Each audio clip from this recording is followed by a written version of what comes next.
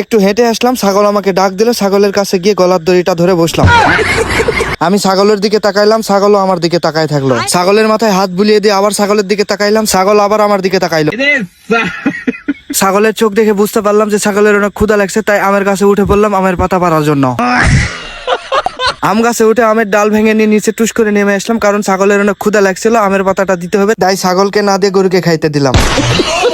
বাগানে হঠাৎ করে একটা মুরগি দেখতে পেলাম, আমিও হাঁটতেছি, মুরগিও হাঁটতেছে, আমিও হাঁটতেছি, মুরগিও হাঁটতেছে। হঠাৎ করে মুরগিকে ধাবার দিয়ে দিলাম, মুরগিও দৌড়িতে শুরু করলে, আমিও দৌড়ে দিচ্ছি, মুরগিও দৌড়িতেছে। হঠাৎ করে মুরগি লাফ দিয়ে উড়ে চলে গেল। ছোট ভাই ওখানে বসেছিল, অনেক টেনশন করতেছিল। আমি আসলাম, হঠাৎ করে দেখলাম, তারপরে ওর দিকে তাকালাম, তাকানোর পরে একটু ভাবলাম, কলারটা ধরলাম, তারপরে ঠাস ঠাস করে মারতে শুরু করলাম। ওই মার খেয়ে চলছিল, তারপরে ঘাট ধরে ওলা দিয়ে পাঠাইলাম। ডিপ্রেশন। তারপর আমি ওর জায়গাটা দখল করে ভালো করে বসলাম, বসার পরে ভালো লাগতেছিল না, আবার উঠলাম, আবার উঠে ভালো লাগতেছিল না, আবার বসলাম, বসার পরে ভালো লাগতেছিল না, তাই শুয়ে পড়লাম। শুয়ে থেকেও এখন আমার ভালো লাগতেছিল না, তাই উঠে বসলাম এবং মাথায় হাত দিলাম, টেনশন করা শুরু করলাম।